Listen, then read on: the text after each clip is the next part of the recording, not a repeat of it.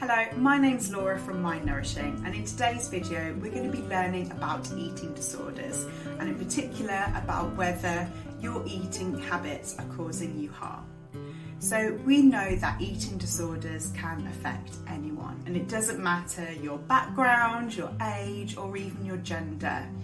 In fact, we know that 1.25 million people across the UK suffer from these mental health issues. So in today's video, I wanted to go through a few different types of eating disorders that you might not know as much about, and give you a little bit more information and ways of identifying whether this might be a cause concern for yourself or maybe friends, families, colleagues. So the first eating disorder we're going to talk a little bit about is binge eating disorder. And this is a mental health issue that's often associated with the individual eating large quantities of foods. This can be done spontaneously, sometimes it might be planned, but generally it's linked with the feelings of distress and can be triggered from certain emotions such as sadness, anger, or even just stress. So this mental health issue and eating disorder is very different from the very common maybe once in a while overindulging and feeling a little bit uncomfortable. This eating disorder often happens quite regularly and is associated with that individual really feeling out of control. So ways that you can identify this in people that you know, your friends and families, could be a variety of different things, ranging from that individual hoarding food, eating in secret, and maybe even putting on weight. Another eating disorder we're going to talk about is bulimia nervosa, and some characteristics of bulimia nervosa are quite similar to binge eating disorder. So this eating disorder is again often associated with eating large quantities of food in a very short period of time.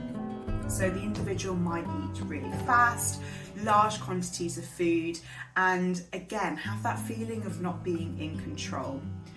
One of the differences, however, with bulimia nervosa is that after the eating episode, potential that shame arises.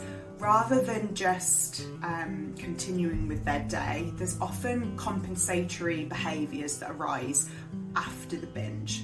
So this could be purging through vomiting, or it could be actually that the individual exercises excessively. It could be that they take laxatives, or even then fast or not eat for a very long period of time. So another eating disorder that's a little less well heard of is called ARFID. And ARFID stands for Avoidant Restrictive Food Intake Disorder. And people with ARFID generally have a variety of foods that they don't feel comfortable eating and have to cut out of their diet. This can be for a variety of different reasons. So it could be that the individual really struggles with sensory elements of the food. So it could be textures, smells that they really need to avoid, and they'll have their list of safe foods that they do eat, and many others that they don't.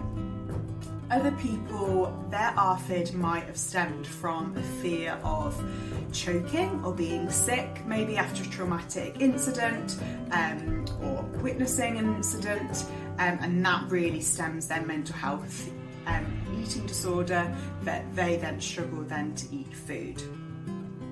Finally, some people with ARFID just generally have a really low appetite and don't often get that feeling of hunger that many of us do.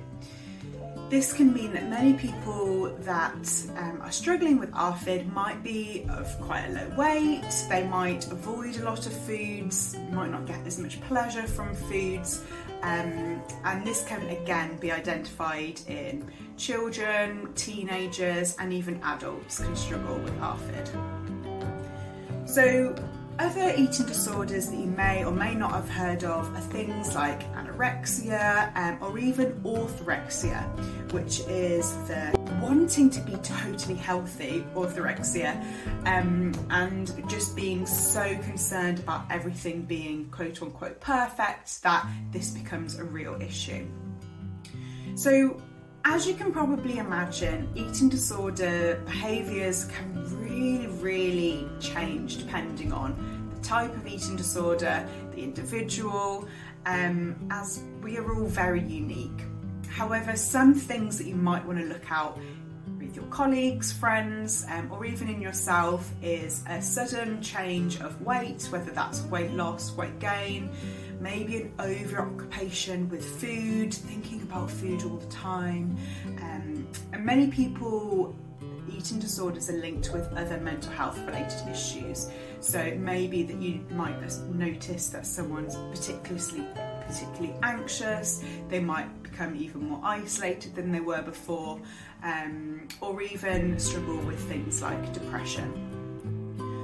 If you think that you'd be interested to learn a little bit more about these eating disorders or the other types of eating disorders that have been identified, one of the best sources that I think you can use is the website called Beat. So just put into your web browser or search engine BEAT, and the website gives you loads of really valuable information around different eating disorders and also where to get support. So I hope you find that helpful.